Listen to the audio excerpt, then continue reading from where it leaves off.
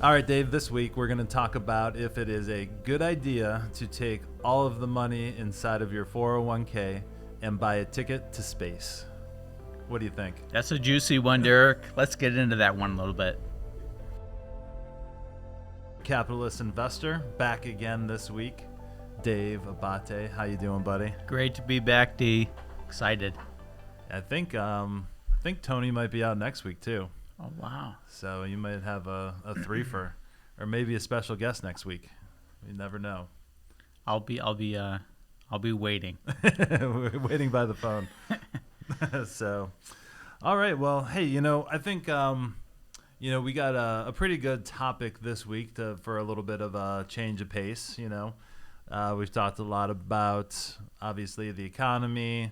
Will there be a recession? Won't there be a recession? Obviously tariffs and the Trump administration. But this week we thought we'd do a little bit more of a fun topic and talk about investing in space exploration. So I think, I think it is. Yeah, after doing this for a while, you really do kind of see patterns, start to emerge, and kind of the world that we grew up in, kind of fades away a little bit, and the world approaching comes more into focus, and you hate to get right into Elon Musk at the top, but there's many corporations, companies that are getting into space exploration, getting into space tourism, getting into communications, and at least for me, when I saw that little Elon Musk, the unveiling of like the robots and the driverless taxis and all that stuff, it really became apparent. We're entering into a new frontier here. So. So yeah, Dave, what are your thoughts on top about? I think you're hitting on some important stuff, Derek. Right off the bat, it's like I think it's really hard to picture the future before it happens. Yeah. And when you get these sneak peeks, it's really like mind-boggling and eye-opening of what is to come. And really, the way that I'm thinking about this is like I kind of brought it back to the top to start, and it's like, well, why exactly is this important? Like, what are the purposes of space exploration? So I'm just going to give you a couple like quick hitters, things to maybe nibble on a little bit here, and then we can go off, on any branch we want. But scientific discovery was bubbling to the top there, technological advancements, and I want to hit on some of those later on. Inspiring future generations. Understanding Earth, the search for the extraterrestrial life. That's always an interesting one.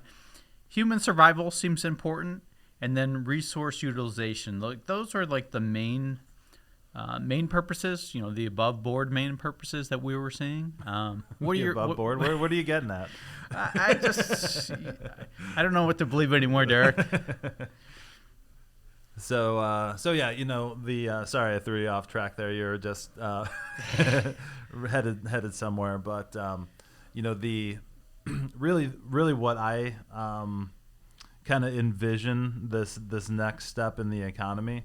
You hit the nail on the head. I think maybe we can get into your topic a little bit about space exploration, but I feel like that was 2 or 3 or 4 summers ago now at this point, when the Blue Origin versus Virgin Galactic, trying to get private people into space. And I think didn't we just have one of those? There was a celebrity mission, I'll call it, and it was I just see the headlines. I don't dive too deep in, but it seemed like it was maybe a less experienced crew, but they had a successful mission, and then it begged some questions. I was curious. I'm like, what is how easy is it to get on one of these missions?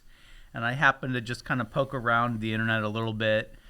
It seems like for the Blue Origin mission, It does require a $150,000 deposit, which I think is just some earnest money to get in your foot in the door. It seemed like when they did an auction for the first seat there, it went for $28 million. Oh, well, there you go. Yeah, so obviously some demand. There is some demand. There is some demand there. I don't know where it's going to level out. The Virgin ticket seems to be between $200K and $450 to get yourself a seat on the Virgin ship. Yep.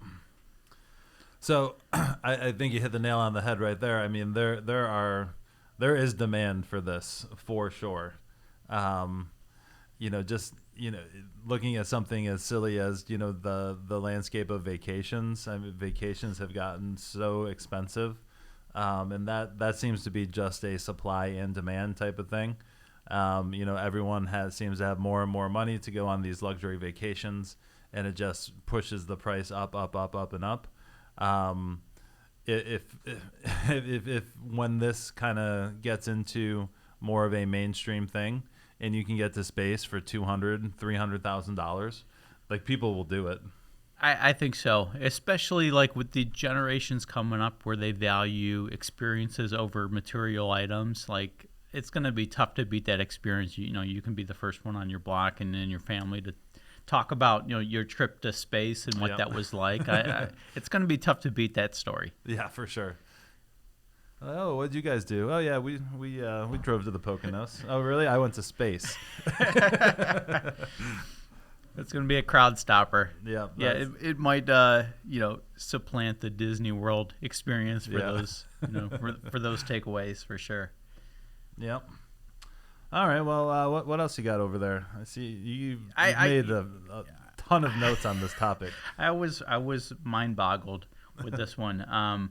So really, I kind of want to take it back to like investing is one angle in it, but really what is driving this? Like, why is this so important? And I kind of came across a list of like the most important technologies that we'll call NASA spinoffs. Mm-hmm. So maybe when you're developing space travel, right, your resources are limited. There's a lot of constraints, and what that forces you to do, it kind of traces back to the old saying of like necessity is the mother of invention. Mm-hmm. Like when you don't have your full arsenal to work with, it really forces you to develop new technologies. And I was just kind of running through this list and seeing what meaningful things are happening here on Earth related to some of that innovation. And here's what I'm seeing. We'll run through some of these. An infrared ear thermometer, that seems important. LASIK was a spin-off.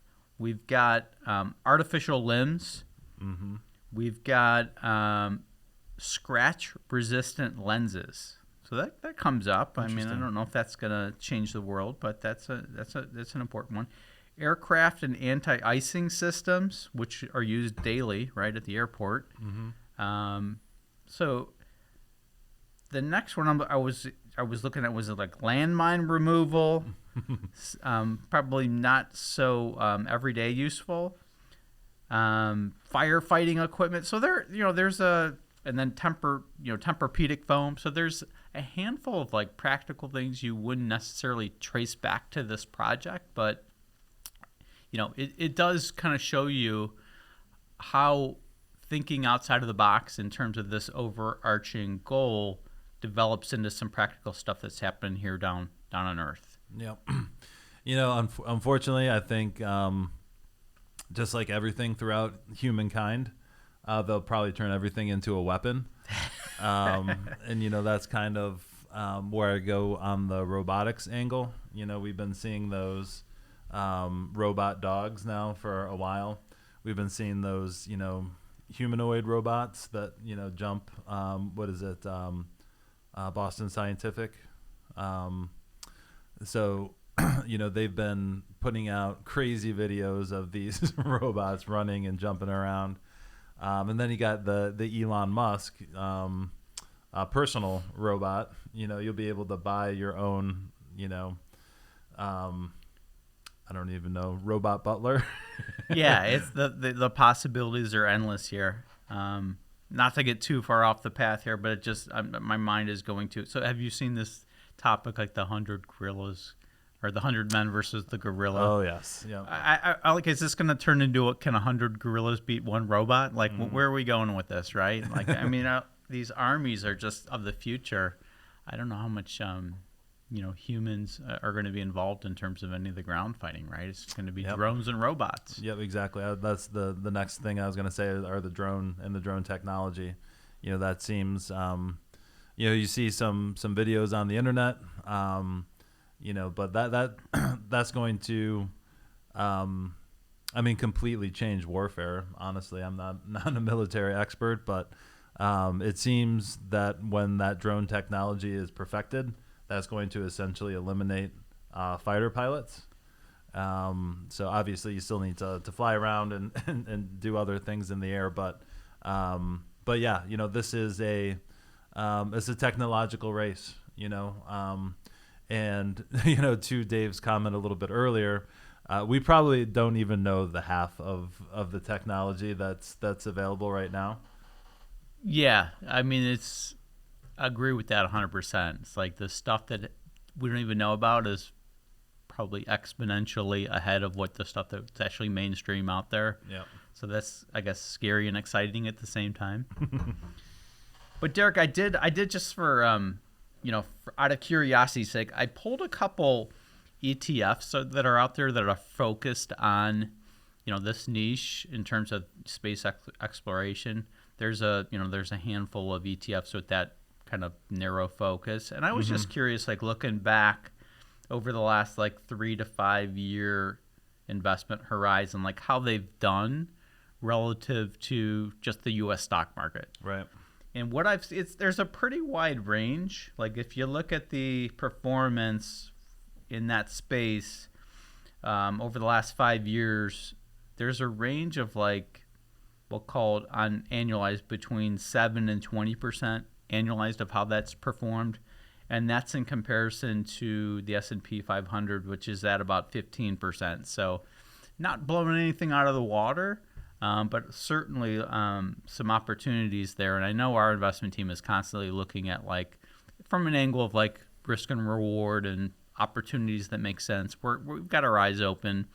Might not be quite as simple as just investing in the space blindly, but certainly companies within that space that make sense. Yep.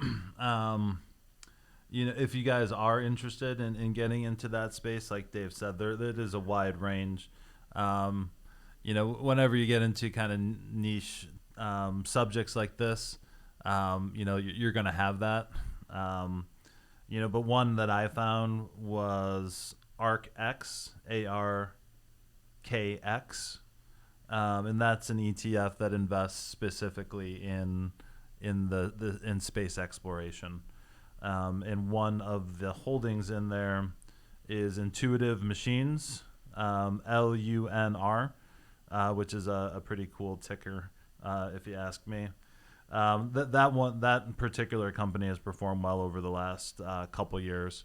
So it's kind of like the dollar stock type phenomenon on that one. I actually had a client ask me about SpaceX recently, so that's why I kind of like this topic. If you want to invest directly in SpaceX, unfortunately, right now it's a private company. So if you want to invest in it, you have to find someone who owns shares and buy them, basically on the secondary market or directly from another investor. So can't get into that one yet, but I assume in the next, 5 years, within the next 5 years or so, that will go public as well.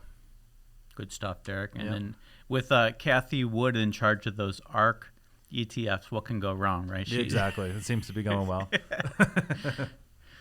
It was when I saw that ticker, it was a little puzzling. I didn't even know about it, honestly. I feel like they changed the name of that ETF. I think they added the space exploration component. It used to be just I believe the innovation space, and it seems like now they, like you're saying, a heavier focus on this piece. So it's clearly a more important growth theme for them inside of that fund. Yep, for sure. All right. Well, call to action at the end here.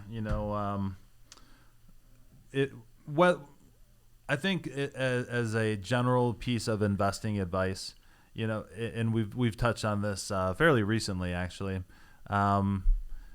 It is a lot easier to invest in things that you're passionate about. So, if you're into the whole space exploration, if you're into, SpaceX, Blue Origin, if you're interested in Mars exploration, we kind of glossed over that one a little bit, but, essentially, people are there's a lot of smart people out there, if you go out there and look, that are saying that we need to be able to go to Mars. We need to be able to leave this planet if we need to. It might become a survival thing at some point in time. So that is an interesting twist to this whole industry about space exploration, because it's not just Elon Musk saying that.